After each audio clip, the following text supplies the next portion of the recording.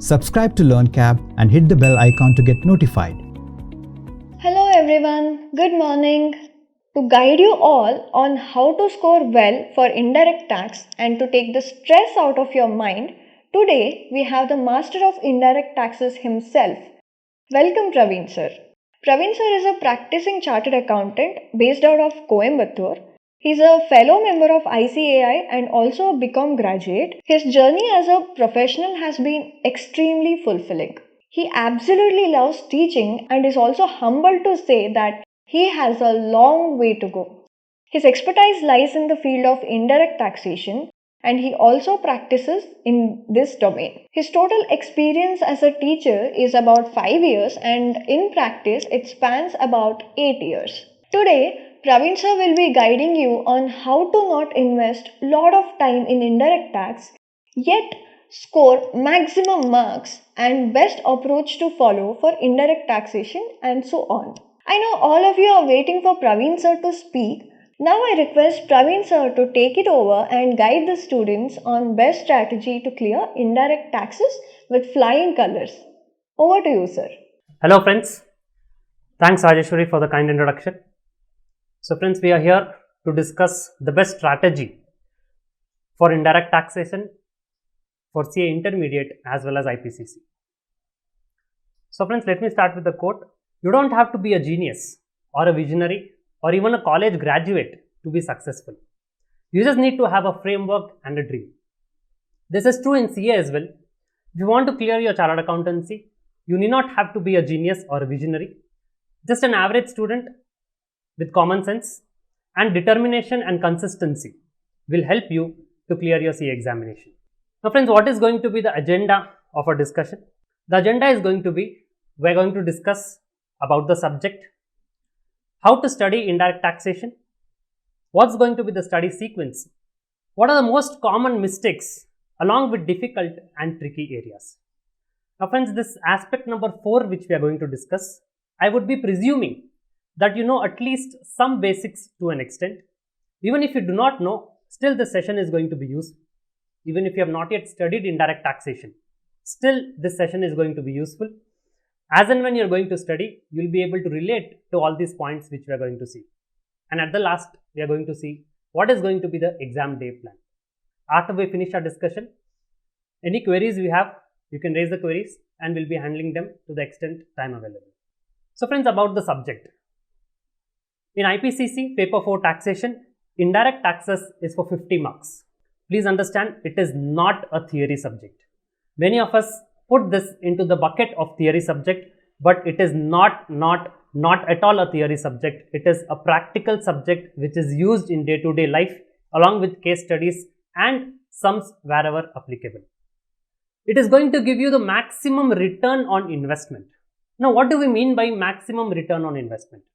Friends, the amount of time which you are going to spend on this subject compared to the amount of time which you are going to spend on other subjects, here you are going to fetch more number of marks. So this is going to be your breadwinner for taxation paper as well as for group 1. So please understand, have the approach, it is not a theory subject and it gives you maximum return on investment. Objectives 30% for 15 marks. Descriptive, it is for 35 marks. Wherein your question number 1 is going to be compulsory for 8 marks. The rest out of 4 questions, you are going to answer 3 of them. So you have a choice over here, 9 marks each. This is the structure. The structure for taxation intermediate, it is 60 marks for direct taxes, 40 marks for indirect taxes. Again, it is not a theory subject, please concentrate. Here, the maximum return on investment. Here, the MCQs 30% of 40 marks is 12 marks and the descriptive is 28 marks. Now friends, we have to approach with an ABC analysis and please understand this ABC analysis is only for revision. When you are going to revise, the strategy for revision has to be ABC analysis, but when you are going to study the concepts, learn it for the first time, you have to study exhaustively, you have to study as though everything is important. Friends, here the ABC analysis is given to you as an attachment or it is available in the LearnCap's portal. You can download it from there. Friends, this ABC analysis, please do not understand as though A is important or very important B is important and C is less important. It is nothing called as important. It is probable. It is probable where the subjects or the chapters which are getting covered under A, they are most probable based on the examination history, based on the examination pattern of ICAI. We have divided them into 3 buckets. Those which are most probable, where in the A bucket you get around 60 to 70% of marks. B bucket it is 30 to 35%, and C bucket it is 10 to 15%. So it is dependent on probability. There is nothing called as what is important and what is not important. So here when you are going to revise, you are going to prioritize those which are there in A, then in B, and then in C.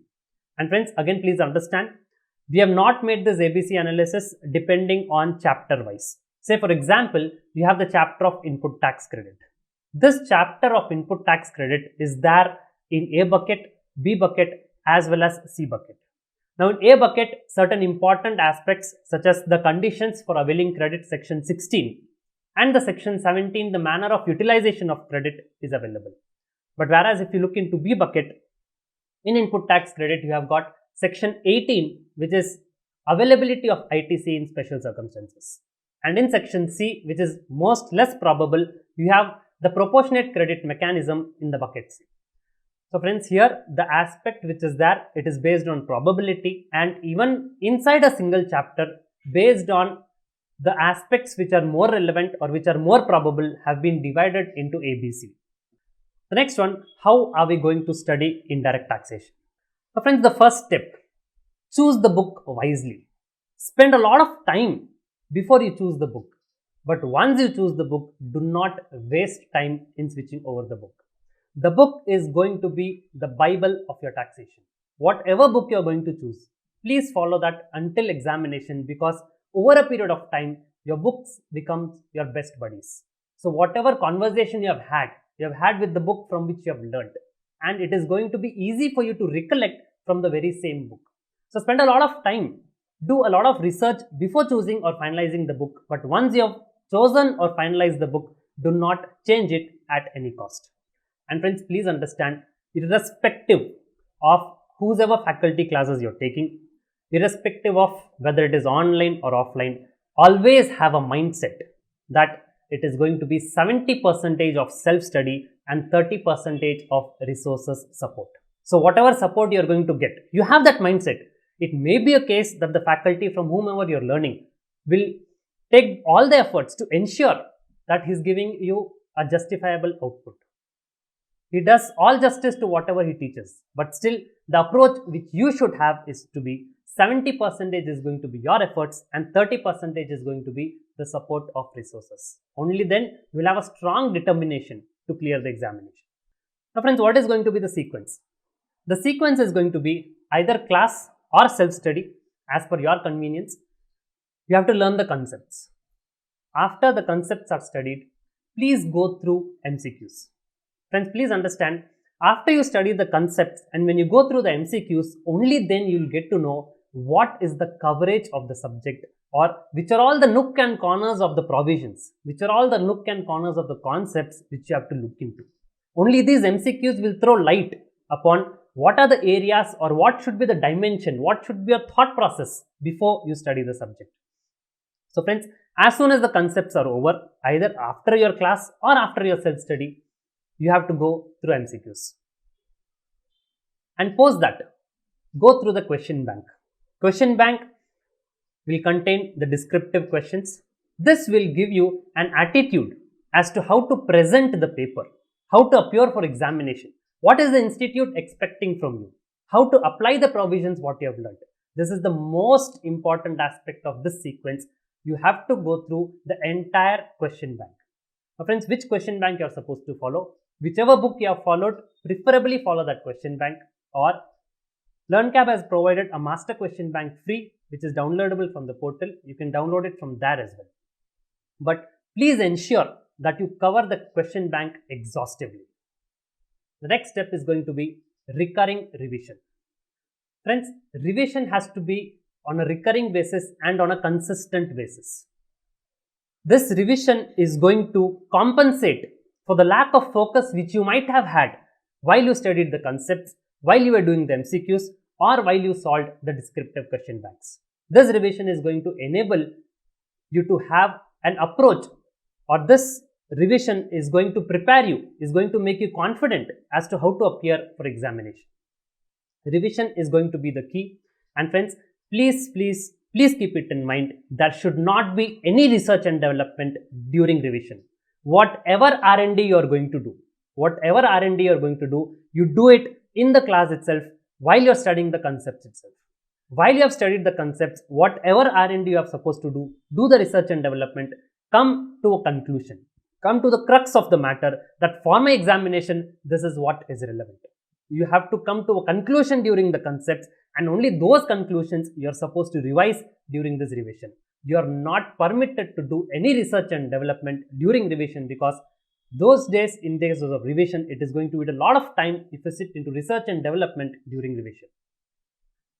The next one, the examinations. The institute would have provided you revision test papers and mock test papers. So this will help you to prepare for examination approach and lose fear. Because friends, so far, whatever you might have studied, you always have the chapter name in mind. Suppose you're revising from your material or you're revising from the question bank, you'll always know beforehand, you'll always know that which chapter or which segment of the chapter you're dealing with. So therefore, your mind will always give you the answer.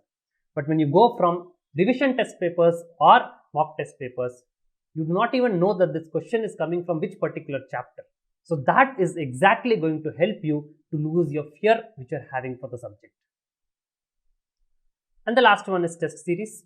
So whatever test series you are going to take, please take it after a thorough analysis, and I would recommend you to do one test series. Please remember, writing one test is as good as avoiding one attempt. Now friends, the next one. What is going to be the approach? Friends, just now we have seen what is the sequence of studying the taxation, your indirect tax paper. The next one, what is going to be the approach for studying the GST?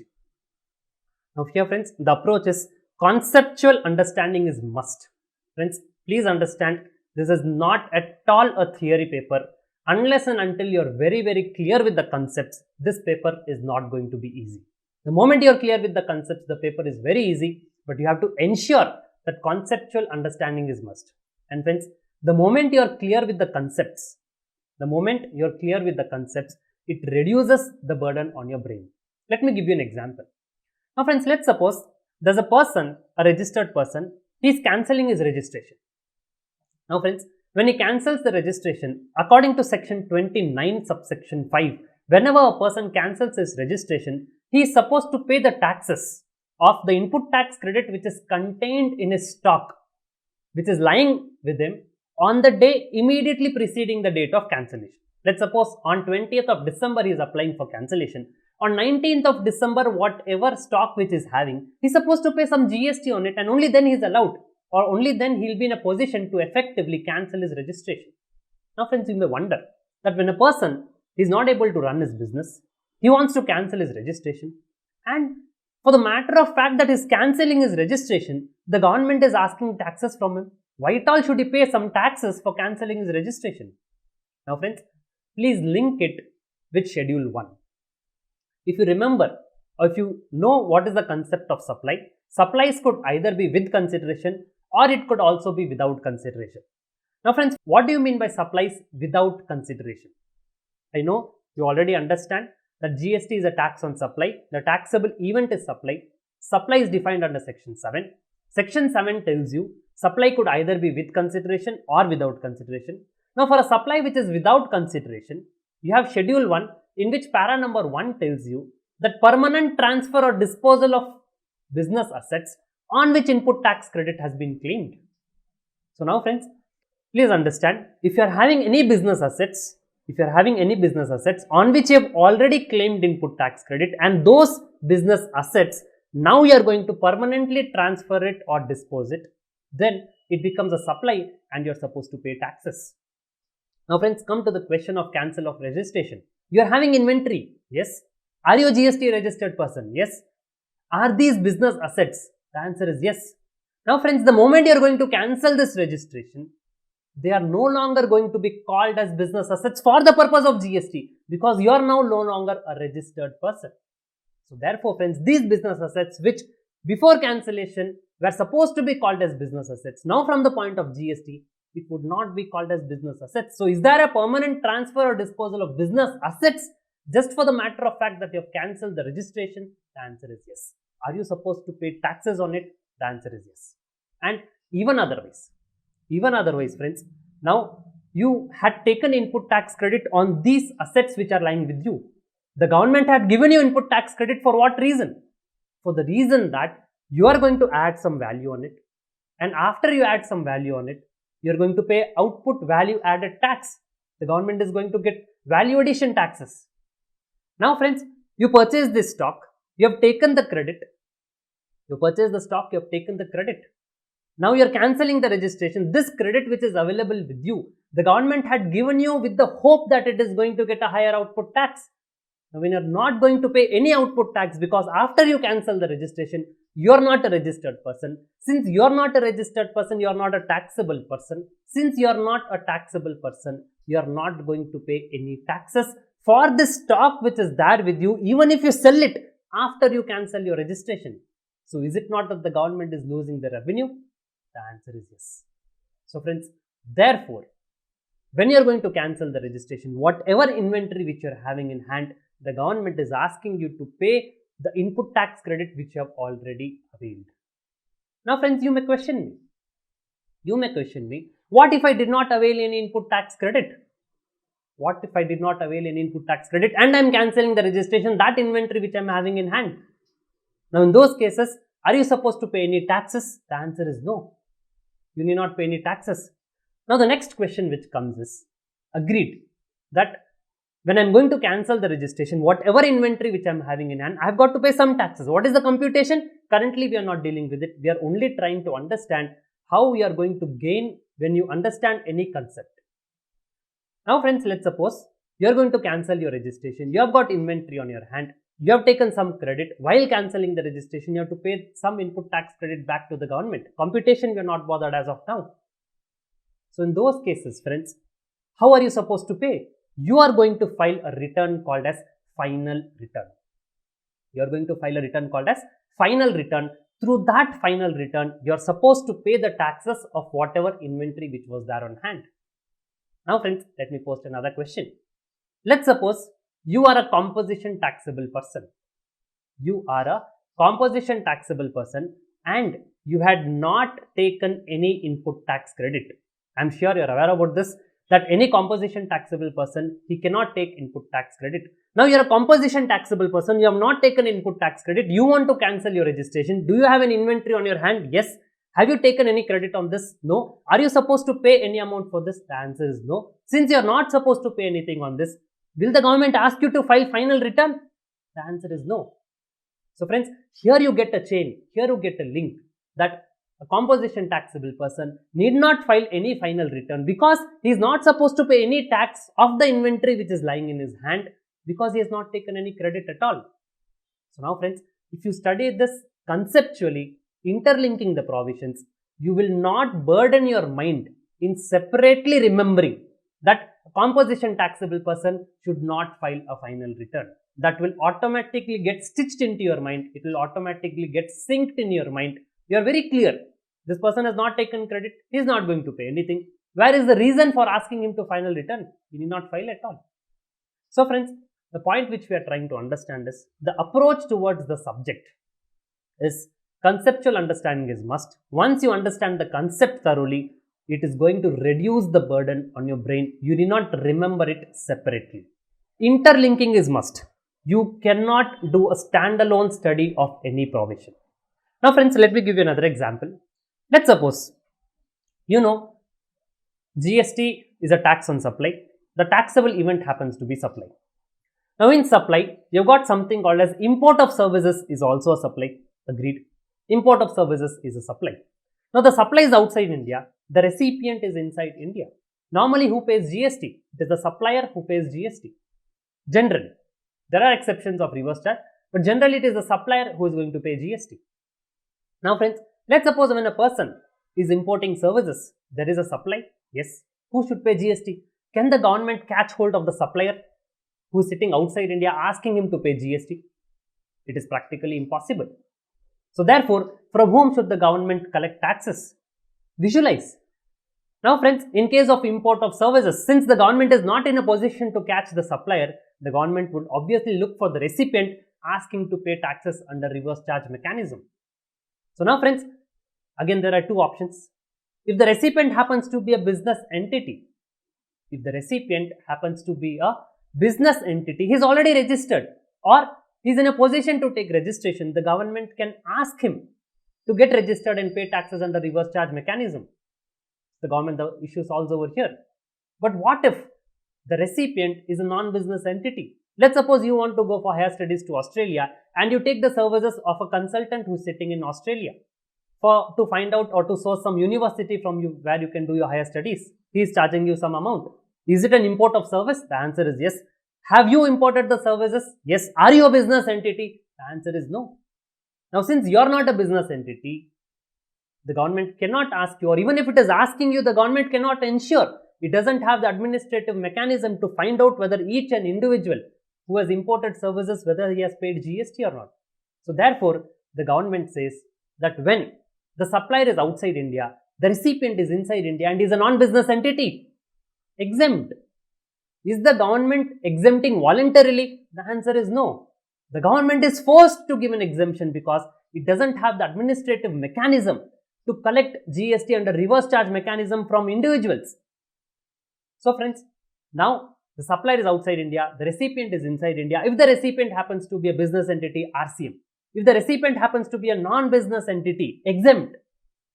But friends, what if case of those services where the government can catch hold of the suppliers? The government can catch hold of the suppliers where the supplies are made to non-individuals. The government is in the position, the government has got the capacity to catch hold of the supplier himself who is sitting outside India and ask him to pay GST under forward charge mechanism. Say for example, Netflix. You have subscribed to Netflix. Is it an import of service? The answer is yes. Is the supplier outside India? Yes. Is the recipient inside India, you as an individual? Yes. Now friends, in this case, tracking the URL, can the government say, in case of online information database access and retrieval services, let the supplier himself pay the taxes? Yes.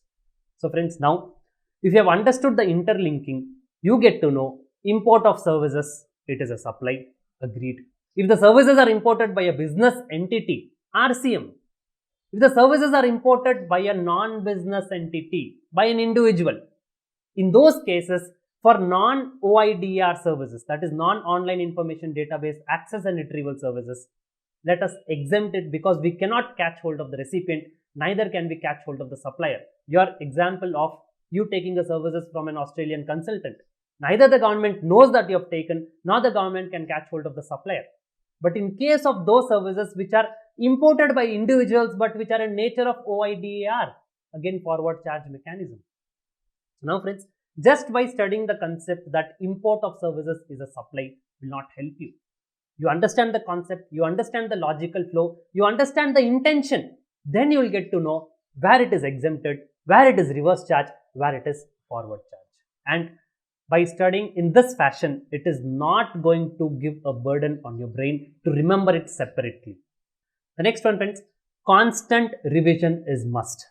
Please understand, after you study the concepts, after you study them in an interlinked manner, you have to constantly revise it. Revision will build your confidence and it would compensate for any lack of focus which you have had. Next one friends, keep your emotions aside. I'll give you an example. Let's say there's a casual taxable person. A casual taxable person and there's a non-resident taxable person. What do you mean by casual taxable person? He is a person who doesn't have a fixed place of business inside the state. He comes, let's suppose there's a jewelry exhibition in Tamil Nadu. A person comes from Andhra Pradesh to take part in an exhibition. Is he a casual taxable person for the state of Tamil Nadu? The answer is yes. Now friends, what do you mean by non-resident taxable person? A non-resident taxable person is a person who doesn't have any place of business inside the country. CTP doesn't have a place of business inside the state. NRTP doesn't have a place of business inside the country. Now friends, please understand, as regards the CTP and NRTP is concerned, the only difference is both of them do not have a place of business inside the state. The only difference is NRTP doesn't have a place of business inside the country. Now friends, as regards as a CTP is concerned, all input tax credits are allowed to him. He comes inside the state of Tamil Nadu, whatever business he does, all input tax credits are allowed to him. Similarly, should all input tax credits be allowed to NRTP as well? The answer is yes. But friends, for a non-resident taxable person, input tax credit is denied. The only exception is whatever IGST is paying on importation of goods, credit is allowed to him. Otherwise, none of the credits are allowed. Say for example, a CTP comes to Tamil Nadu for an exhibition. He books an exhibition hall. He books an exhibition stall. The stall owner charges a rent. He charges GST. This CTP can take credit of that GST. But let's suppose an NRTP. He comes from outside India. He books the very same exhibition. Inside the very same exhibition, he also books a stall just nearing to that CTP. He also pays GST on the stall rent which is paid. Will he get the credit? The answer is no. So friends, now is it logical? The answer is no. Is it so that the CTP is patriotic because it's from the country, credit is allowed to him? So now friends, in this case, if you have not read the provision and if you just remember CTP and you apply it equally to NRTP, it is going to be an emotional answer. Just because it is allowed to CTP, let us have a level playing field, let us allow to NRTP as well. Please don't give emotional answers. Although it is not logical, but always law and logics do not go hand in hand. So friends, please understand what is the law trying to tell you. Please don't go by what is the logic trying to tell you. At times it may so happen that logics will meet the law, but not necessarily always. Please keep law at the first place. Whatever law is going to tell, you are supposed to follow this. Do not get emotional while understanding or while answering any provision. So friends, this is going to be the concept, the approach in which you are going to study. Now, what are the most common mistakes which are committed by students? So friends, the first one is lack of practice. Friends, unless and until you practice, you are not going to be fully prepared for examination. It is not enough if you just know. You should also know how to execute it. Now friends, I'll give you an example. Let's suppose you know the sequence of utilization of credit. The sequence of utilization of credit is IGST credit can be used against IGST and then in CGST or SGST in any manner, any proportion. CGST credit can be used against CGST first and then against IGST. SGST credit can be used against SGST first and then against IGST. And now friends, out of this, which is the first credit which you are supposed to use? The first credit which you are supposed to exhaust is going to be your IGST credit. Your IGST credit, you are supposed to exhaust it first and only then you should pick up CGST credit or SGST credit. This sequence is very simple. Most of us remember this, or even if you study once, you are going to remember this. Now friends, having remembered this or having studied this, the next one, let's take an exam question. Now friends, the examination question was, in the question it tells you interstate supply of goods 10 lakhs, intrastate supply of goods 2 lakhs, intrastate purchase of taxable goods 5 lakhs. Then they have also given you the opening input tax credit, CGST 20,000, SGST 30,000 and IGST 25,000. The rates of CGST, SGST and IGST are given. You are asked to compute the net GST payable. You are asked to compute the net GST payable. It is a very, very simple question which is there for 6 marks. Now friends, let us see what is the input tax credit which is available. The opening ITC which is available is 20,000, 30,000 and 25,000. The purchases which are made during the month. You have made an intrastate purchase to the extent of 5 lakh rupees. So now you have got a credit of 90,000, CGST 45,000, SGST 45,000, totaling to 65, 75, 25. We are not bothered about the steps currently. We are just bothered where does the error happen. Now friends, you got your output tax. From the questions we have taken the figures. All these figures I have taken from the question. No application of mine has been there so far. So interstate supply 1,80,000, intrastate supply 18,000 and 18,000. These figures have just been taken from the question as it is. Now friends, comes GST payable from cash ledger. So friends, you've got a GST payable of 18,000 CGST, 18,000 SGST, 1,80,000 IGST. Now friends, please understand what is the first credit which you are going to empty it from the bucket. The first credit which you are going to exhaust it fully is going to be IGST credit. So now friends, you've got an IGST credit of 25,000. You've got an IGST credit of 25,000 rupees. Now this 25,000 rupees IGST credit, you are going to use it.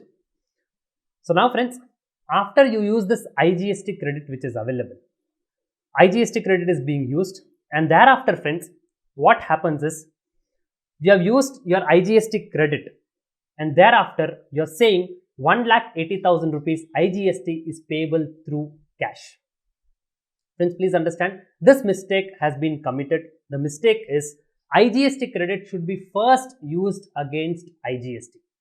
IGST credit has to be used first against IGST. You might know the provision. But what in examination happens is, since you have written in the column of CGST, SGST and then IGST, you have taken the credit of IGST, but first you have utilized it against CGST and then against SGST. You have forgotten to utilize it first against IGST. This may sound a very silly mistakes, but please understand friends, here silly mistakes are going to cost you one attempt. Now friends, you might wonder that is this an examination or is this a mistake which students have committed? The answer is yes. If you have a look at the examination or the examiner's comments which are available, they say, see, after each attempt, the question papers which are there, the examination, the institute gives you a summary of examiner's comments, that where the students have generally committed a mistake. They say the most of the examinees did not adjust the input tax credit with output tax liability. They were found to be unaware of the manner of utilization of input tax credit. So friends, just because in the sequence you have written first CGST, then SGST, then IGST, please do not repeat this mistake. Please understand, you might know the provision clearly, but it is not important to know. Had you practiced one question, you might have done it, for sure you would have done it correctly. But since due to lack of practice, you went with the flow of presentation, here the mistake was committed. So friends, here the lack of practice shouldn't be there. It might appear a very simple provision, but unless and until you put it, you execute it, you will not be able to follow it correctly.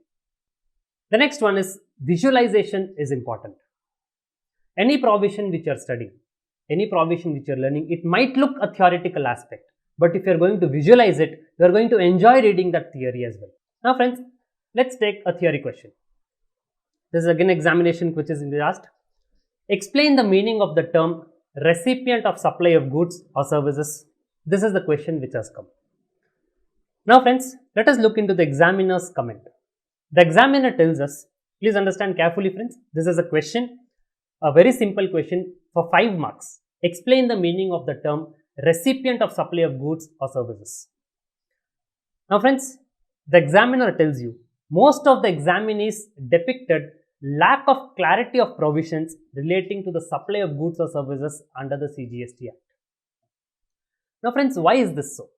This is so because when a student might have learned the definition of recipient of supply of goods or services, it would have been, or it would have appeared to him in such a vague language that he is not able to reproduce. He is not able to visualize and reproduce these definitions. And friends, please understand, you do get definitions. You do get explanation at least for 5 to 10 marks in your examination. Now friends, let us take this question further. They have asked us to explain the meaning of the term recipient of supply of goods or services or both. Now, had you studied the definition in this fashion, the definition, if you had studied it in this fashion, where a consideration is payable for the supply of goods or services or both, the person who is liable to pay that consideration. Where no consideration is payable for the supply of goods, the person to whom the goods are delivered or made available. Where no consideration is payable for the supply of service, the person to whom the service is rendered. And it also includes an agent. If you had just studied like this, there are very less chances that you would be able to reproduce the most part of the definition in the examination. Now friends, what is the methodology in which you are supposed to study this definition? Now friends, please understand. What do you mean by a recipient of goods or a recipient of service? Now friends, when will you call a person as a recipient? You will call a person as a recipient only when the opposite person is a supplier. Agreed? Yes. When will you call a person a supplier or a recipient? you will call a person either as a supplier or a recipient only when there is some supply which is involved. Agreed? Yes. So friends, we are going to visualize now. There's somebody who is called as recipient, which means that there should be somebody who is called as supplier, which means that between the supplier and the recipient, there is some transaction involved called as supply. Yes. Now, can supply should always be only for a consideration? Should the supply only be for a consideration? The answer is no. The supply could also be for consideration. The supply could also be without a consideration. Fine. So now, from a recipient's point of view, if in the supply consideration is involved, who will be called as a recipient? If in the supply, if no consideration is involved, no money is going to flow, then whom are you going to call the recipient? So friends, now you bifurcate this definition of recipient. You visualize that whenever you get the term recipient, there is some supply involved. The supply could be either for consideration or without consideration. If it is for consideration, whom can we call as the recipient? If it is without consideration, whom can we call as the recipient? So if it is for consideration, naturally, the person who is going to pay the consideration is going to be the recipient. If it is without consideration, then friends, if it is a supply of goods, the recipient is going to be the person to whom the goods are delivered or to whom the possession is made available. If it is a without consideration supply of services, who is going to be the recipient? He is going to be that person to whom the services are rendered. That's all is the definition. And it would also include an agent of the recipient. So now friends, had you studied this definition in this fashion, had you visualized this, or the material which you are going to use, the study material or the book which you have finalized, if it is going to present you this definition in this manner, the recipient of goods or services or both means section 2 clause 93. Again friends, is it mandatory to write clause numbers in examination or subsection numbers? The answer is no. If you just say according to section 2, the recipient of goods or services or both means, it is more than sufficient. So now friends, you have visualization in your mind. Recipient of goods or services or both means, on one side you have where consideration is payable, on another side you have where no consideration is payable. If it is consideration payable, it is the person who is liable to pay the consideration. If the no consideration is payable, the person to whom the goods are delivered or are made available or the possession is given. If it is services, the person to whom the services is rendered, and it also includes an agent. So if it was presented to you, or if you had visualized in your self-studies in this manner, or if your text had presented you this definition in this manner, one part consideration, another part without consideration, and we also remember that yes, vaguely in that definition I had a small person, a small image at the bottom which stood as I am an agent. So if this image was there, you would have already, that time itself when you studied the definition for the first time, you would have by-hearted this definition. It would have got synced in your mind. So friends, please visualize, please understand, it is not a theory paper. This aspect or this paper, any provision which is there, you can always relate it to concepts, you can always relate it to real life. So friends, in this question, where is the gap which is involved, or what is the common mistake which is being committed? It is lack of visualization. Either on your self-study, you have to visualize, or the material which you have finalized, or the classes from whom you are taking, there it should be presented you in such a manner that it gets synced, it gets embedded in your mind the moment you see it for the first time. And then revision is only going to be fine-tuning of the concept or sharpening the blade. The next one, friends, mnemonics are important. Now friends, in this aspect, there could be various places where some sort of by-hearting is expected from you. There, you have to be smart enough to create such type of mnemonics where it is going to help you to remember the provision in an easier manner. Now friends, let's take a case study and I'll tell you how mnemonics are important. The question is, friends, it is for 5 marks.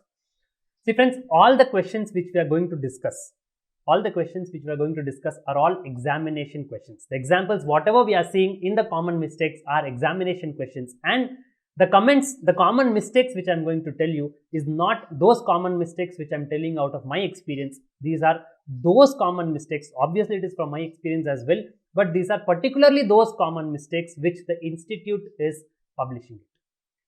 So now friends, explain the registration requirements under the GST law in the following independent cases.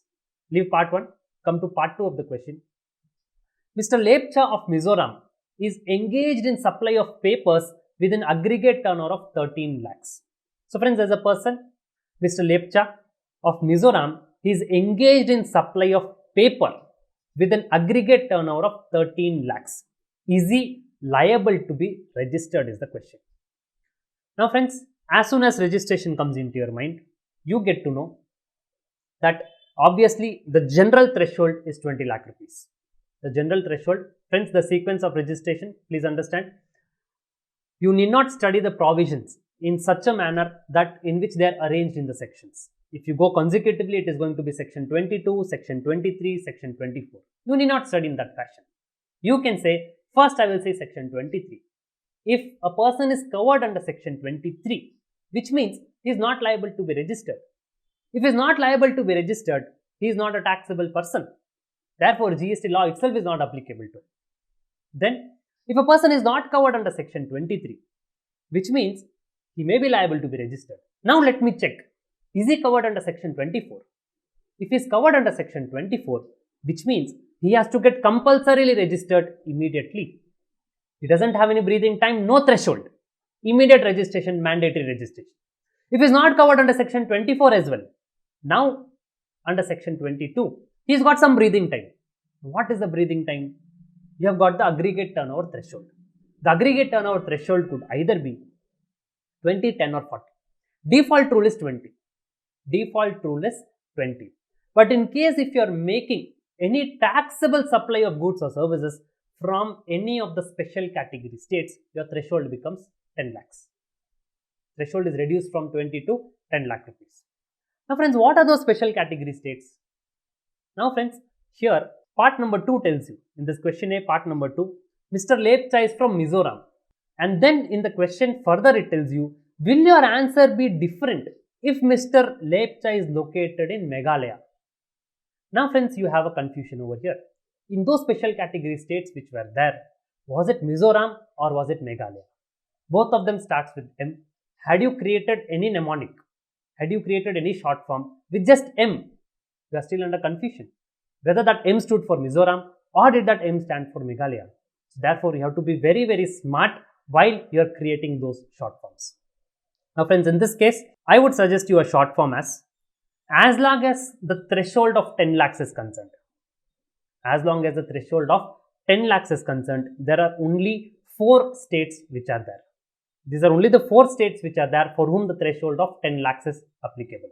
These are Tripura, Manipur, Nagaland and Mizoram. Now friends, how to remember this? You can say there are 3 things which are essential to win an election. There are 3 things which are essential to win an election. You require money, you require land and you require RAM. So these 3 things, as we all see in our day-to-day lives, 3 things to win an election: money, land and RAM. Now what do you mean by 3? It is Tripura. What is meant by money? It is Manipur. What is land? It is Nagaland. And what is RAM? It is Mizoram. So friends, as regards as Tripura, Manipur, Nagaland and Mizoram is concerned, they have got a threshold of 10 lakh rupees. Likewise friends, you can create mnemonics for other 2 aggregate turnovers. How many thresholds are there? You got a threshold of 10, 20 and 40. You got a threshold of 75 lakhs in case of composition scheme. How do we remember this? Friends, for 20 lakhs, you need not remember anything because that is default for everyone. Now, what do you mean by 10 lakhs?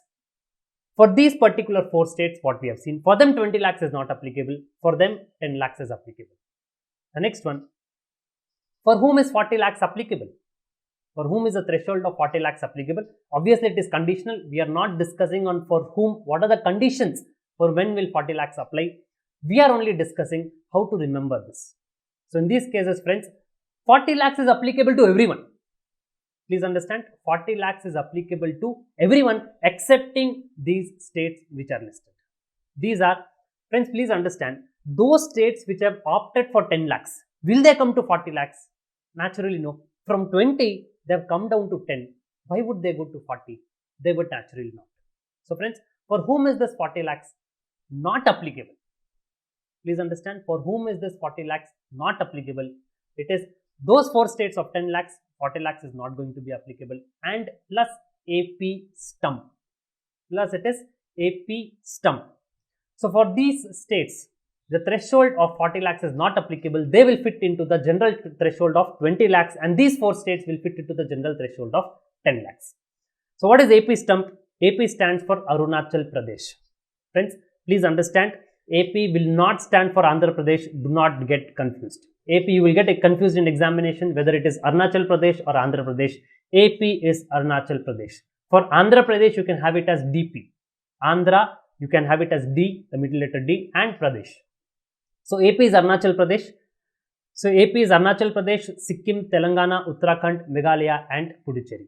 So for these 10 lakhs plus AP stump, for them this 40 lakhs is not applicable. Then comes the threshold of 75 lakhs. Now friends, here, for whom is this 75 lakhs applicable is the question. For whom is this 75 lakhs applicable? It is 10 lakhs plus AP sum. 10 lakhs plus AP sum. The T which stood is not there, that is Telangana is not there, and Puducherry is not there. From AP stump, you just remove T and P, you have got AP sum. Now friends, please understand, but whenever you create mnemonics, this could be very risky. This can also go against you. You have to clearly remember what does this mnemonic letter stand for and when it is going to be used. Say for example, over here, in case of 10 lakhs plus AP stump for 40 lakhs, for these 10 lakhs plus AP stump, 40 lakhs is not applicable.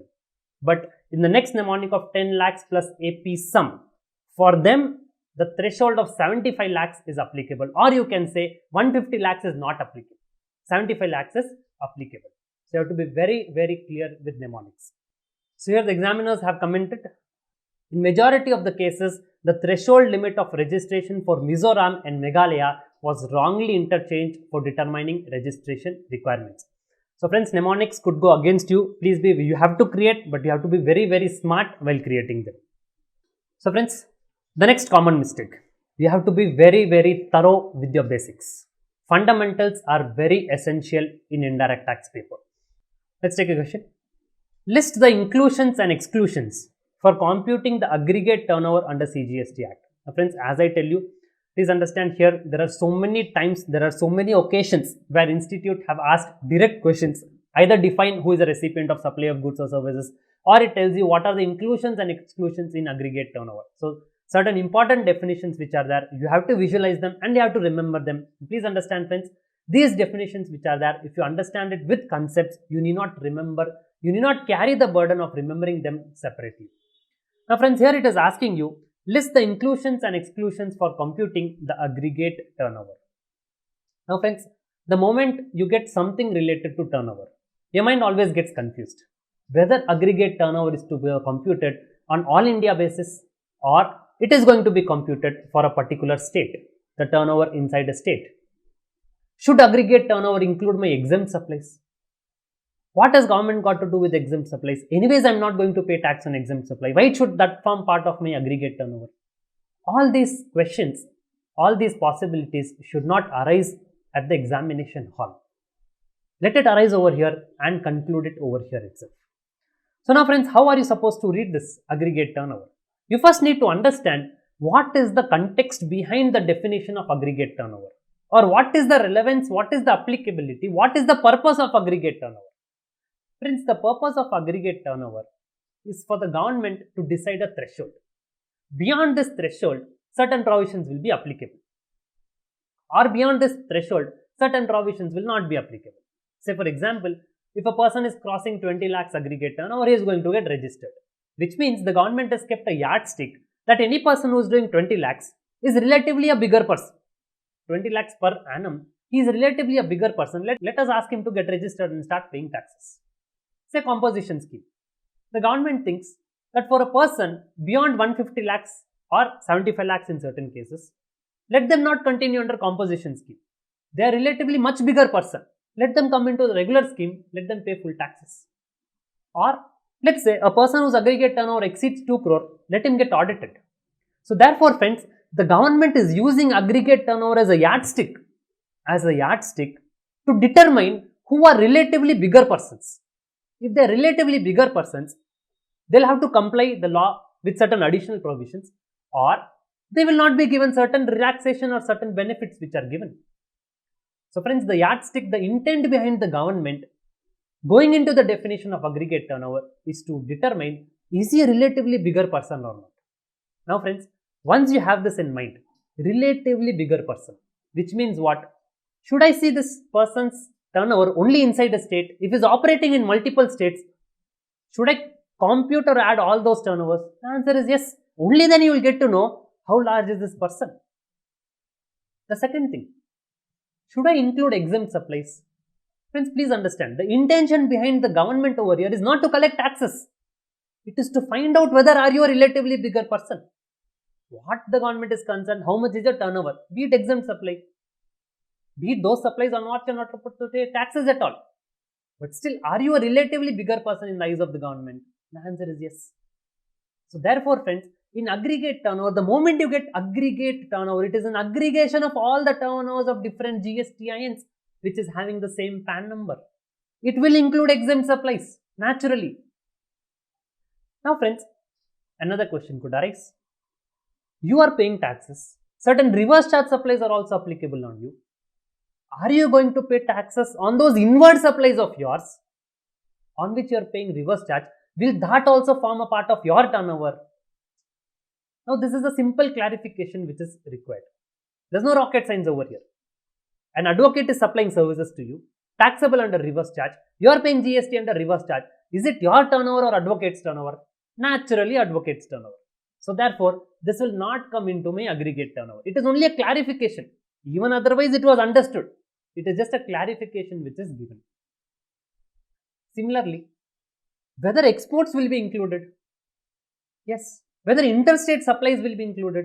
Yes. These are all only clarifications which are given.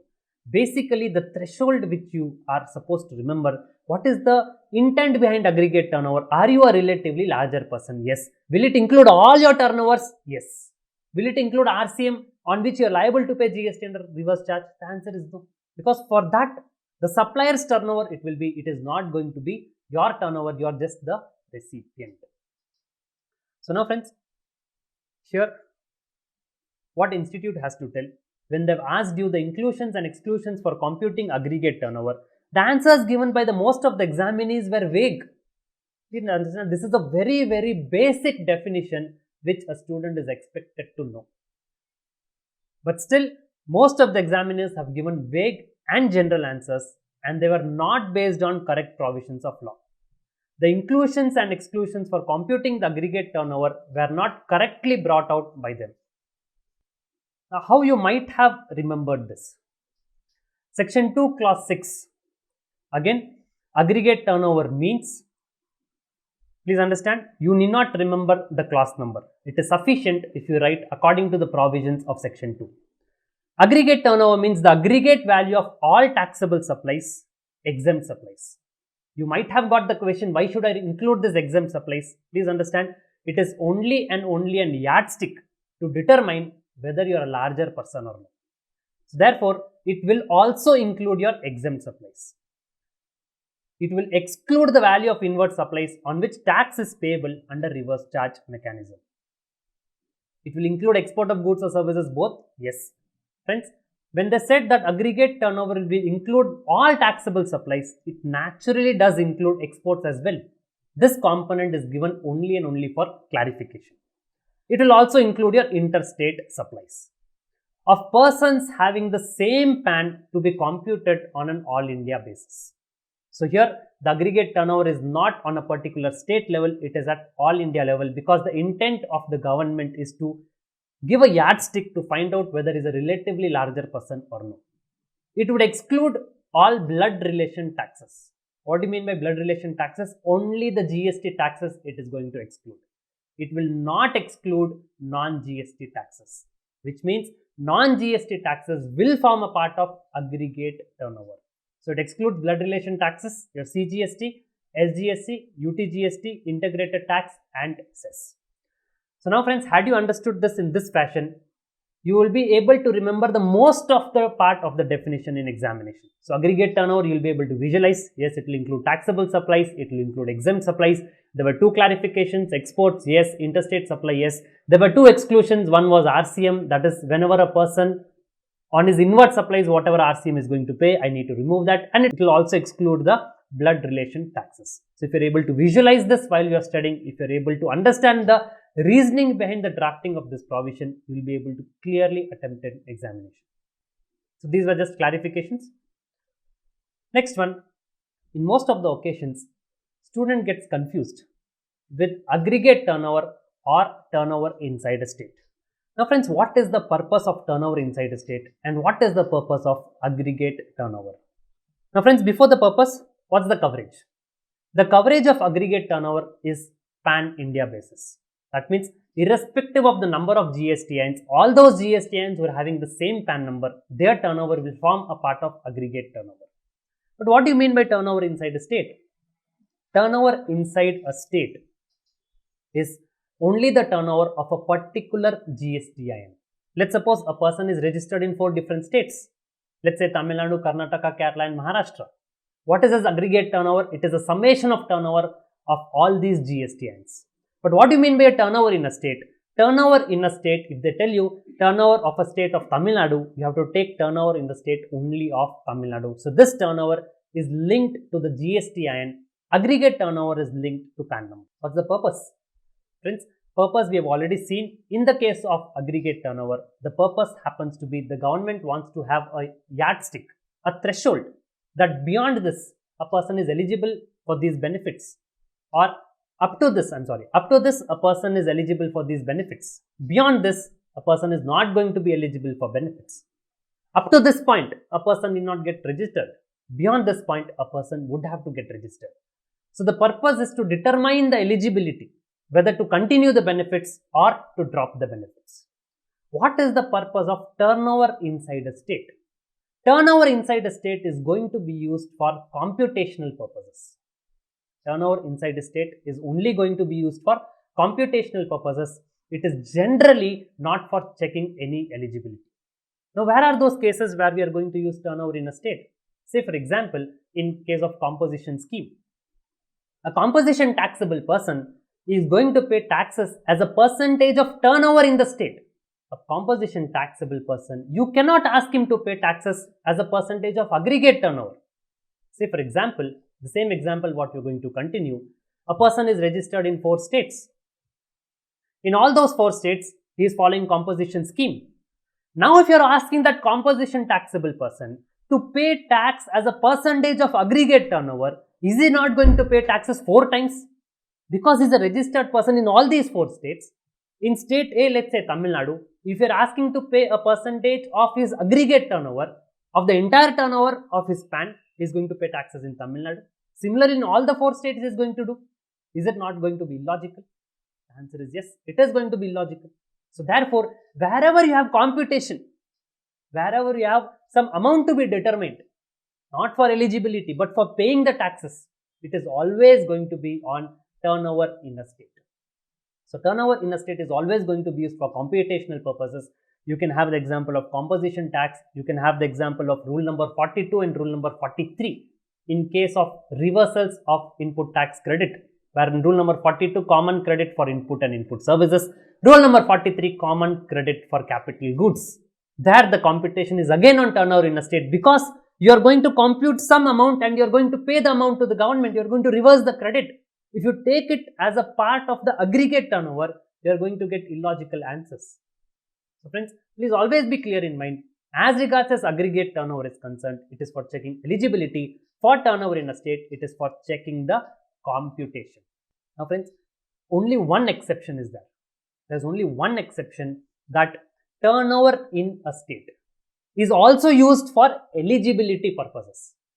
Please understand, the general phenomenon what we have studied is, as regards as turnover in a state is concerned, you are always going to use it. You are always going to use it for computation, not for checking eligibility, with only one exception. The exception is in section 10. In section 10, if a person wants to opt for composition scheme under 10 subsection 1, and if he is also supplying services, he is allowed. But those supply of services should be within an inner threshold. The outer threshold of section 10 composition scheme, 10 subsection 1, it happens to be 150 lakhs and 75 lakhs. But within that, there is an inner threshold. Any person who is supplying services other than restaurant services, can he supply it? Yes. Unlimited? No. Is there a limit? Yes. What is the limit? The limit is, it is 10% of turnover in the state of the preceding financial year, or 5 lakhs, whichever is higher. So now friends, here we are using turnover in a state not for computation. We are just checking to what extent is he eligible to supply services other than restaurant services. So this is the only and only one exception. This is only and only one exception where you are going to use turnover in a state for checking eligibility and not for computation purposes. Now friends, why are we discussing this is because you might have studied aggregate turnover separately. You might have studied turnover in a state separately. You might know the definition. But if you do not know its applicability, if you do not study it in a comparative manner, you have to study aggregate turnover and turnover in a state in a single page, combining both of them together. Only then you will know what is expected from the question. Only then you will be able to score very good exemption. So now friends, over here, as regards as aggregate turnover and turnover in a state is concerned, you have to study it comparatively, and as they rightly tell, that only when you differentiate, you appreciate. Only when you are able to differentiate between aggregate turnover and a turnover in a state, you will be able to appreciate its utility, you will be able to appreciate its applicability. So friends, now in this case, the examiner tells you, ICAI tells you, in case of inclusions and exclusions for aggregate turnover, the students have given vague answers. This should not be a case. This is a very, very important and a very simple definitions. There is no chance that a student can give vague answers if he had studied the concept. So here, success lies in masterful consistency around the fundamentals. Once you are thorough, once you are strong with the fundamentals, it is very difficult for you to fail in the examination. The next one is why. Reasoning is must. Friends, any provision what you are studying, any provision which you are studying, you have to study it with reasoning. Let me give you an example. Let's say, who is required to furnish? The question is, who is required to furnish a final return under CGST Act and what is the time limit for the same? The question is asking you to discuss. Now friends, let's look at the examiner's comments. The examiner tells you, the question was aimed at testing the conceptual knowledge of the provisions relating to the filing of final return. Most of the examinees have wrongly ended up in answering the question with respect to an annual return. This is a general confusion which students have in mind. What is the difference between a final return and what is the difference between an annual return? Friends, we will not spend more time over here, as already we have discussed at the beginning of the lecture itself that why is a final return required. Friends, final return is required whenever a person is cancelling his registration, whatever inventory which has got in hand, in which he has taken some input tax credit. So while cancelling his registration, he has to pay some taxes to the government. So what is the inventory which is having, what is the computation of taxes, all those aspects you will have to fill it in final return and then pay the taxes along with final return. So final return you are going to file it in GSTR 10. Final return is a once in a lifetime event. For a registered person, in the history of his registration or during the period of his registration, he is going to file his final return only once. But annual return, he is going to file it every year. So the moment students get final return, they get confused with annual return and they write the provisions of annual return. Here, the provisions which are asked are of final return. So friends, if you know the concept, why is final return required? It is the final or it is the last return, not last of the financial year. It is the last return of his registration history. After this, he is no longer going to be a registered person. What is annual return? It is nothing but a summation of your monthly returns. So here friends, what is the gap? If you know why, I can tell you how. Had you understood that why a final return is required to be filed, final is the last return of this registered person, that means he has to pay some tax and close the matters. You will also know what should be the contents of final return. So if you know why, obviously you will be able to tell how. Next one friends, it is a case of reverse charge mechanism. Now friends, in this question, let's see what institute is telling. Most of the examinees were unaware of the application of the concept of reverse charge, the implication of reverse charge provision, that is cash to be paid for tax liability under reverse charge mechanism. Now friends, please understand, let's suppose you are a business entity, you are receiving, I repeat, you are a business entity, you are receiving legal services from an advocate on which taxes are liable to be paid under reverse charge mechanism. In this cases, you are liable to pay RCM, the answer is yes. Now question number 1. You might already have some credit ledger, some balance which is accumulated in your electronic credit ledger. Can you discharge that RCM liability using your credit ledger liability itself? That is question number 1. Now friends, Please understand, here most of the students, according to the institute's comments, most of the students have used their electronic credit ledger balance to discharge the liability of RCM. Friends, there are two different concepts. After I pay the RCM liability, can I take the credit is a different question. And for paying this RCM liability, can I use the credit is a different question. I repeat, after RCM tax is paid, can credit be taken is a different question.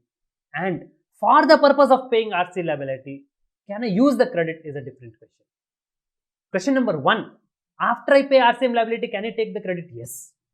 But for the purpose of paying RCM liability, can I use the credit? The answer is no. How do you remember this? Should you remember it separately? Should you by heart it? Not required. Friends, please understand. When can you use input tax credit? Input tax credit can be used only for the purpose of payment of output tax. Agreed? You can use your input tax credit only for the payment of output tax. Now friends, when you are receiving legal services on which you are supposed to pay taxes under reverse charge mechanism, is this your inward supply or your outward supply? This is your inward supply. This is your inward supply. It is not your outward supply. It is not your output tax. This is your inward supply. So naturally, for the purpose of payment of this taxes on inward supplies, you cannot use your credit ledger balance. That can be used only for payment of taxes of output tax. This is reasoning number 1. Reasoning number 2, friends. Let us assume if reverse charge was not there. Let us assume a case where reverse charge was not there. Let us say legal services were taxed under forward charge mechanism. That person, that advocate would have raised an invoice upon you with GST. He would have given you 1 lakh rupees plus 18,000 GST. You have received an invoice of 1 lakh and 18,000 rupees. Now friends, how you would have paid him? You would have paid him from your bank account 1 lakh 18,000 rupees. Yes. So this 1 lakh has gone from your bank account. Yes. 18,000 rupees also has gone from your bank account. Yes. So this 18,000 rupees tax portion, when you're paying under forward charge mechanism, you pay to your supplier using your bank account. Let us take this case under reverse charge mechanism. Under RCM, he gives you an invoice of 1 lakh rupees. He will not charge you GST because it is taxable under reverse charge mechanism. He gives you an invoice of 1 lakh rupees. Agreed. Now friends, you are supposed to pay this GST of 18,000 rupees to the government under RCM. Should you not pay from your bank account itself? Was it under forward charge you would have paid from your bank account? Even under reverse charge, you should pay from your bank account. And friends, your cash ledger is as good as your bank account. Your electronic cash ledger is as good as your bank account. So therefore, this reverse charge tax also you cannot pay from your credit ledger. You have to pay from your cash ledger. So friends, by these two reasonings, you need not remember separately that for my RCM, I cannot use my credit ledger. It is imbibed, it is stitched, it is weaved in your mind that yes, naturally it is my inward supply. Why will I use my input tax credit to discharge my liability on inward supply? Now friends, the next question which comes is, this RCM credit, when can I take? Here also, many of the students have committed a mistake. Now I am clear, for the purpose of discharging my RCM liability, I cannot use my credit. Agreed. But after paying this RCM liability, can I take the credit? Yes. Now the question is, when should I take the credit? Should I take the credit in this month itself, in the month in which I have received the services? Or will I be in a position to take the credit only in the next month, following the month in which I have received the services? Because only in the next month I am going to pay taxes to the government from my cash ledger. Let's for example, service is received in November. Due date for filing November month return is, let's say, 20th of December. On 20th of December, I will be paying taxes from my cash ledger for this RCM liability. So this RCM liability, let's suppose 18,000 rupees tax, whatever I am paying, discharging from my cash ledger in the month of December, these taxes are going to the government only in the month of December. So therefore, this eligibility of credit to the extent of 18,000 rupees, am I eligible to take this in my monthly return of November, or will I be eligible to take this credit only in the monthly return of December, which I am going to file it in January? I repeat the question again. The question is, this RCM liability, I have discharged it on 20th of December. Can I take the credit? Yes. The question is not this. When should I take the credit? Can I take this credit while I am discharging my liability, or can I take this credit in my November month's return, which I am going to file it on 20th December, or can I take this credit in my December month's return only because I have discharged the liability in December, which I am going to file it on 20th of January? 1 month's working capital will be lost if your answer changes. So now friends, please understand, just relate it with forward charge, you will get your answer. Let us take a case of forward charge. In forward charge mechanism, your supplier raises an invoice on you. Invoice dated November. He charges you GST. You receive the invoice, you receive the goods in the month of November itself. You are going to take this credit in your monthly return of November. You are eligible to take the credit. When will that fellow discharge the tax? That fellow is going to discharge the tax only on 20th of December.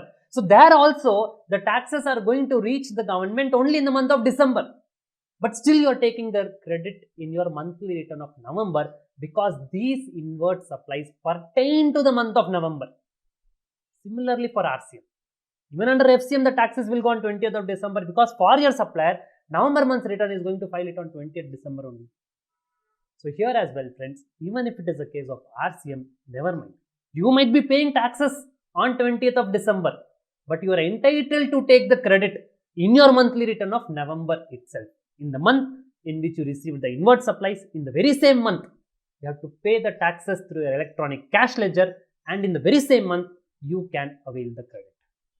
So friends, had you studied this conceptually, visualizing, differentiating FCM and RCM, comparing FCM and RCM, drawing common analogies, there is no chance that you are going to get confused. You are very clear. RCM liabilities never through credit ledger. Availing the credit in the very same month in which I received the inward supplies. So here as well, friends, if you know why, I can tell you how. You know the reasoning, you will be surely able to answer it without any mistake. Next one, it is very, very important to follow ICI questions. You have to at least work the majority of past examinations questions of or MTPs or RTPs of ICI. I'll tell you why. And also working notes are must. Whatever you are going to write, you have to substantiate with working notes. Now friends, let's take a case of valuation. In this case of valuation, in particulars, we are not going to see what is the answer or what are the provisions. I am just going to tell you that why practicing ICI questions are must. Let's say in particulars, if you are able to see before the screen, point number 1. So the list price of goods which is supplied intrastate. I am reading particulars, point number 1. List price of the goods which is supplied intrastate exclusive of items 2 to 5 below, which means that while determining this price of 3,30,000 rupees, serial number 2, 3, 4 and 5 were not considered. Swachh Bharat cess levied on sale of goods 12,500. Packing expenses charged separately in the invoice 10,800. Discount of 1% on the list price of goods was provided, recorded in the invoice of goods. Subsidy received from the state government for encouraging women entrepreneurs 5,000. We are not going to go in the aspect of valuation. So just to tell you a conclusion, I would tell you as regards this valuation is concerned under section 15, assessable value shall be transaction value if the price is the sole consideration and the supplier and recipient are unrelated persons. And to this transaction value, there are going to be certain additions and there are going to be certain deletions. Now friends, as regards as additions is concerned, any subsidy which is received from other than government, I repeat, any subsidy which is received from other than government is going to be added, which means that if you are receiving a subsidy from government, either be state government or central government, you are not supposed to include this in the value of supply. This very aspect we are going to take this in the question.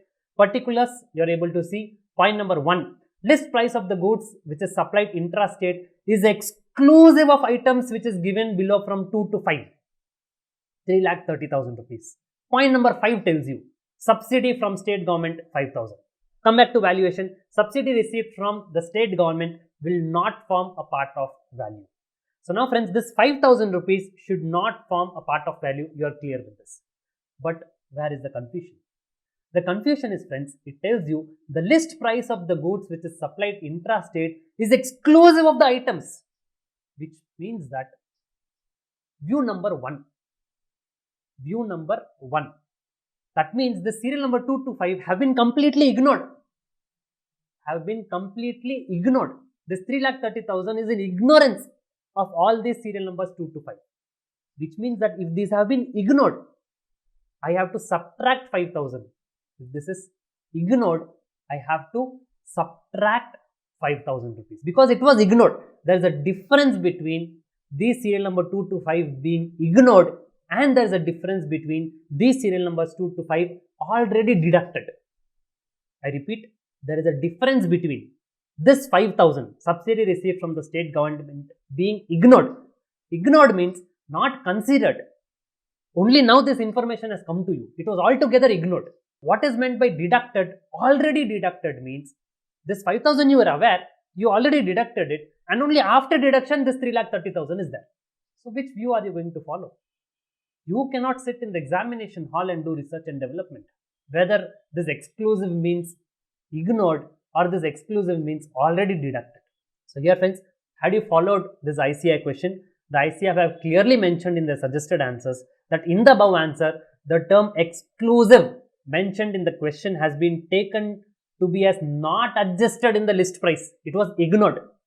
Therefore, the list price given in the question is before adjusting the amount of discount and subsidy. Hence, you are supposed to reduce this 3,30,000. You have to reduce this 5,000. Can you also take an alternative view? Yes. You are very well within your rights to take an alternative view that this exclusive means not ignored. It is already deducted. That also is possible. Institute also tells you further. However, it is also possible to take a view that the list price excludes the amount of discount and subsidy. Therefore, the same need not be deducted again. Now friends, this reasoning, or you should already be aware that there are two views. You should not waste your time over there being in confusion, because this confusion will affect your next answers. This confusion will carry over and you will not be confident enough to answer the subsequent steps. So friends, only when you go through the institute suggested answers, the past examination answers, the past examination questions, you will be able to know how to present the answers or how the institute views the question, or wherever or whichever cases or which cases are there where two views are possible. And the next one is, in many cases, the examinees did not support their answers with suitable reasoning. So friends, working notes are a part of your answer. Working notes form an essential part of your answer. You have to write the working notes. Friends, please understand, it is just not sufficient. It is just not sufficient that you know. You have to show that you know. You have to certainly show that you know. Please understand, the default presumption of the institute, you have this approach in your mind. The default presumption of the institute is going to be, whatever answers you have written, even though correct, you have written it by fluke. You have just written it by chance. This is the default presumption of institute. This presumption is rebuttable. This presumption is withdrawable.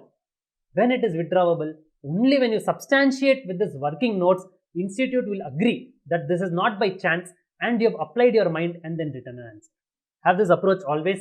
Institute always thinks whatever answer I have written, it is by fluke, it is by chance, unless you substantiate it with proper working notes. Next one is focus. There are various scenarios where you get questions. You are not able to determine whether this question is from this chapter or this question is from this chapter. You have to be very, very careful while reading the question. Each and every word in the question is going to be very, very important. Let me take this example. We are not going to go into the provisions. Just let's read the question. Decide which person is liable to pay GST in the following independent cases, where the recipient is located in taxable territory. So this is the question. Mr. Raghu provided sponsorship services to Vivian Cricket Academy. Safe Transportation is a GTA who transported goods, a partnership firm which is not registered under GST. Now friends, if you look these two questions, the similar provisions are there in reverse charge mechanism also. The similar provisions are there in exemption also. So friends, you might in this examination hall, to your bad luck, on seeing this question, you might have immediately remembered, oh, there was an exemption. There was an exemption entry which was there. And you straight away jump into the answer without even reading the question, the main part of the question. You jump into the sub question and you say, acha, this one, okay, this is exempted. This one, okay, this is taxable. But the questioner, the examiner is not expecting from you to tell whether this transaction is exempted or taxable. The examiner is asking you, who is the person who is liable to pay GST? Please read the opening lines of the question. Decide which person is liable to pay GST, which means it is asking you whether it is taxable under forward charge or taxable under reverse charge. Although the similar type of entries, you might find it in exemption also. So just by seeing this and relating it to exemption entry, do not jump to a conclusion. Read the question carefully. What is the expected from you from the question? Decide which person is liable to pay GST. So here friends, some examinees mistakenly answered the question in respect of taxability as against deciding the person who is liable to pay GST. So most of them have written this transaction is exempted or this is taxable, but the question was who is the person who is liable to pay GST. So here friends, you have to be focused. Only then you will be able to ensure that you have applied correctly whatever we have learned. The next is clarity in mind is important. We just rush through, few more slides are available. Now friends, as regards as clarity in mind is concerned, friends, please understand what happens in many such cases is you mix your, I would not say half knowledge, whatever knowledge which you have got in your office. There is a tendency, particularly in taxation papers,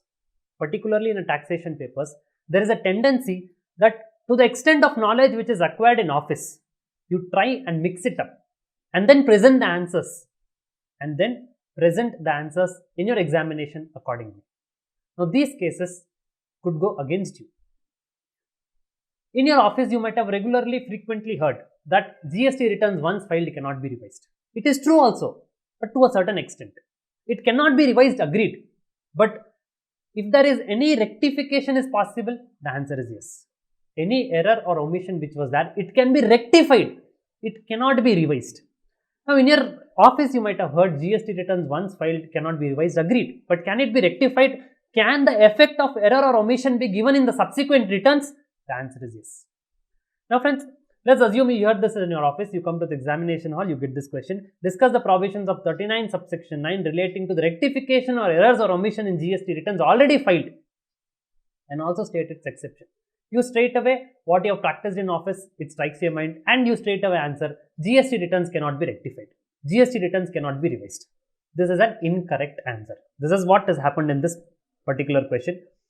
Most of the examinees were ignorant that rectification of errors or omission in the GST return already filed was possible. So many of them have written this is not possible at all. So therefore, you have to be very clear in mind as to what is the question expecting from you. What is the difference between GST returns cannot be revised and GST returns can be rectified. Both of them are different. So there is a provision of rectification which is available in 39 subsection 9. Accordingly, you will have to give an answer. So you obviously have to have clarity in mind. Do not mix whatever knowledge you have acquired. You can ensure, you can confirm your knowledge. What should be the way around? Whatever you are going to practice in office and whatever you have learned, the concepts which you have learned, you have to ensure whether those concepts, what I have learned is correct or not. You have to keep the concepts as a base and then cross verify it with what you are practicing. And it shouldn't be the other way around, that whatever you are practicing, you come and ensure whether you have studied correctly or not.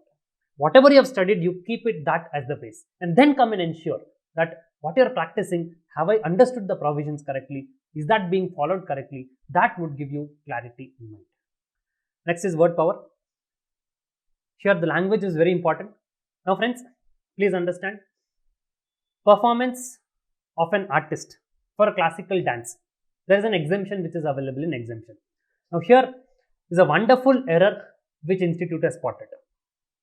Let's come to serial number 2. Mr. Vikalp, a performing artist, has received 1,58,000 from performance of classical dance and 90,000 from acting in TV serial. Now friends, the moment you see 1,58,000 and you see it is a classical dance, you know it is exempted. There is no possibility that you will give a wrong answer.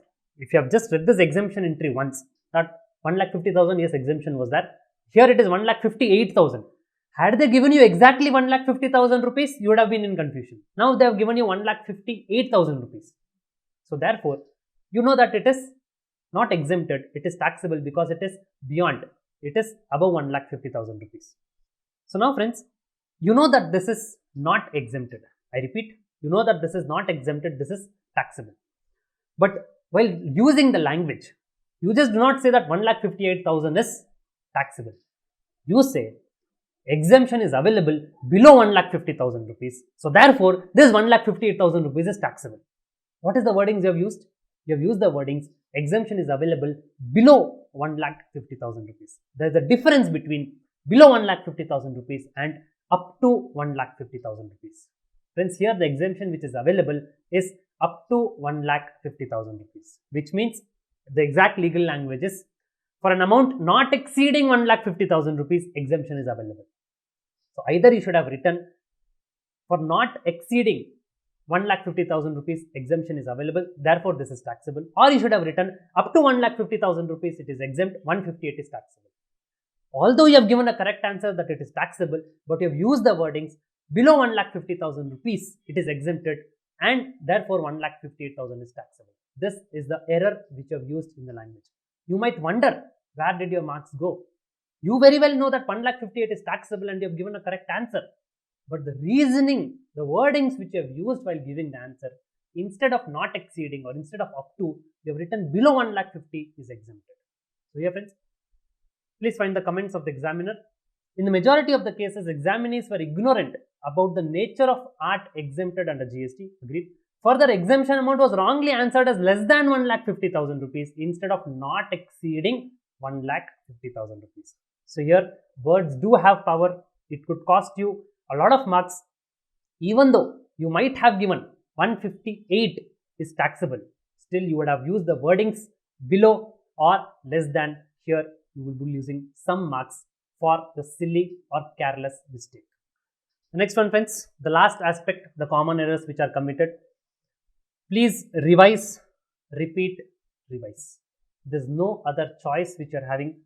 Constant revision is more and more required. Now friends, let me give an example in case of composition scheme. Now this answer you will be able to do only and only if your study material, the material which you are going to use, is giving you an exhaustive summary. Friends, many of the cases summaries can go against you unless and until you are studying from a summary book which is comprehensive enough to cover all the aspects. Please don't be assured that you are going to clear.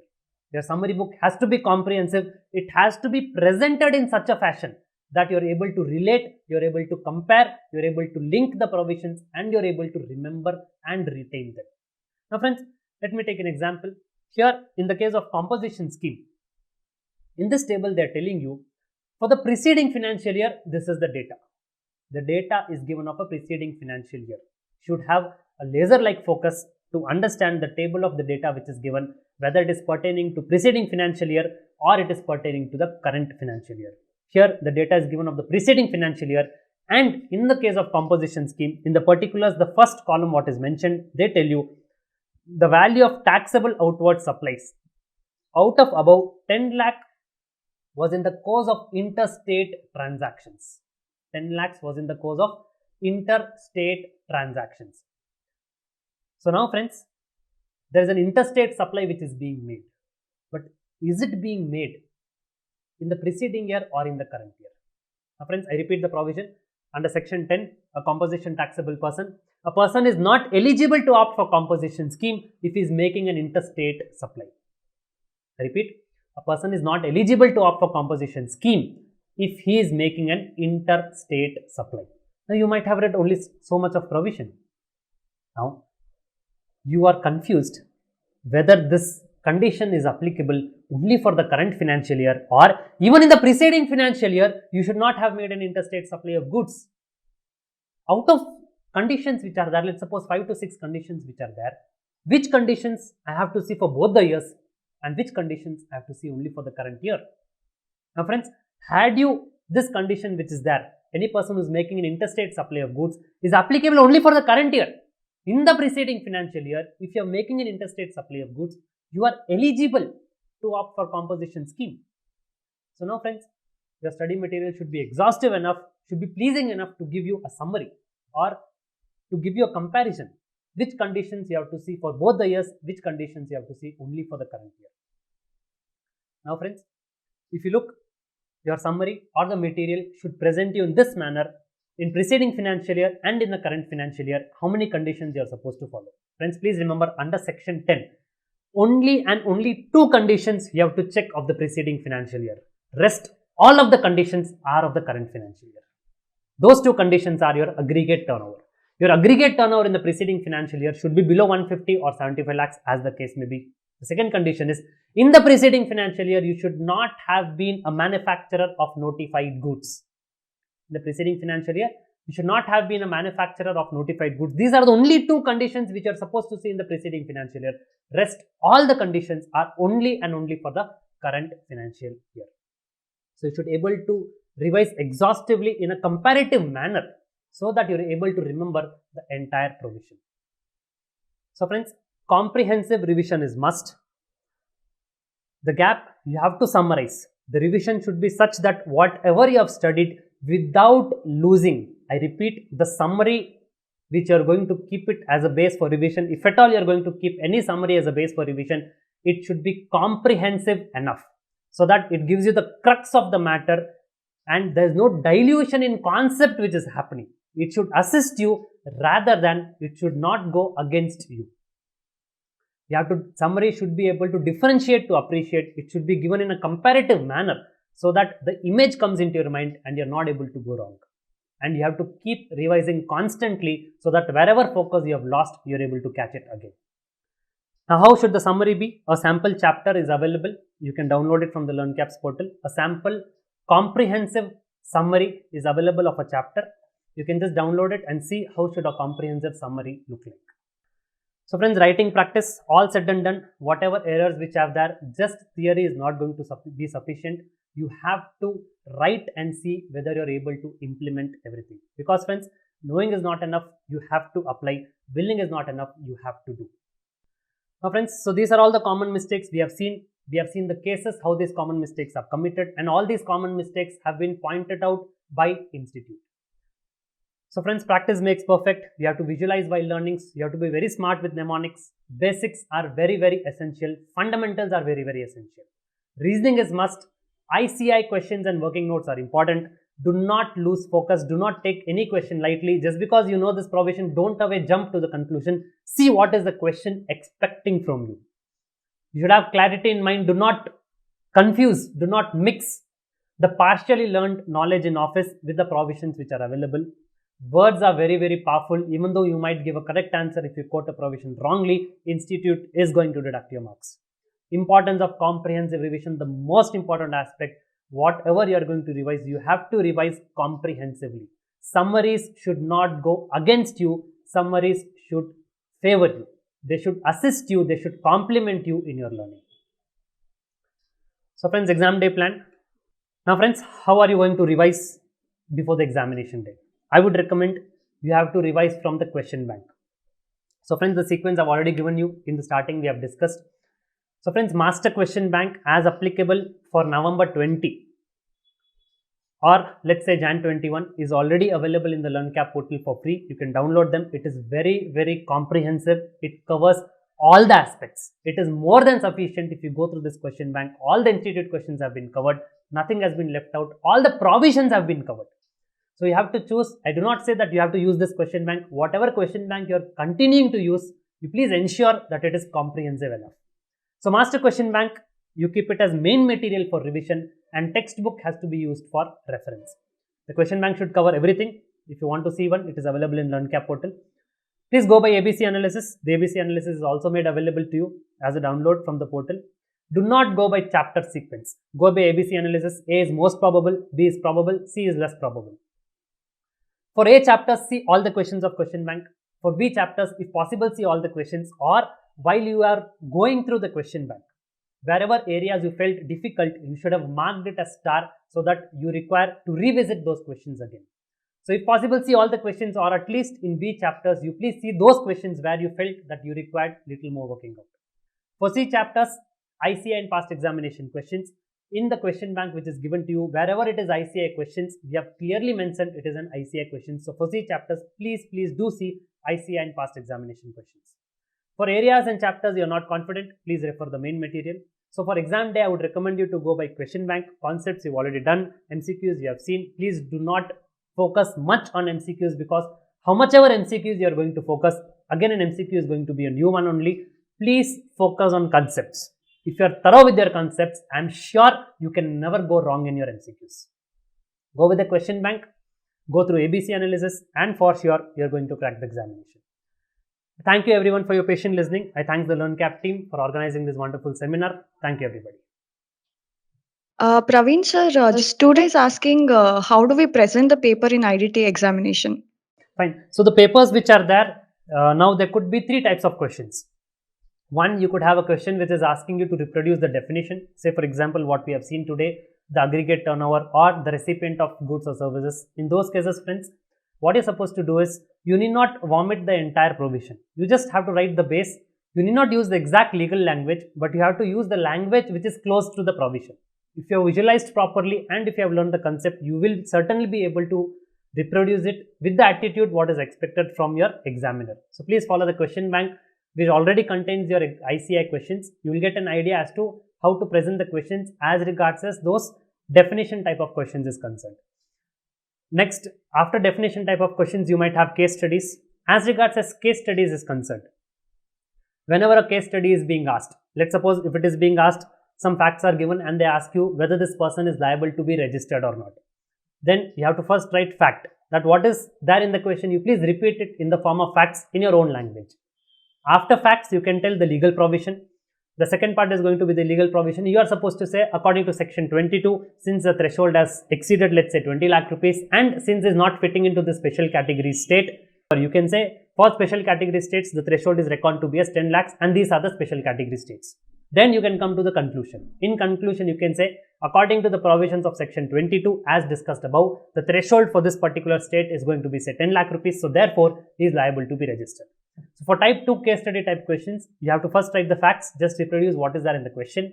Then you are supposed to give the legal provisions which are there, reproduce the legal provisions what you have learned in your own language. You need not write exact legal language. It is sufficient if you do it in your own language. And at the last, you can give your conclusion. So this is as regards as case study based questions are concerned. The last aspect is as regards as computation based questions.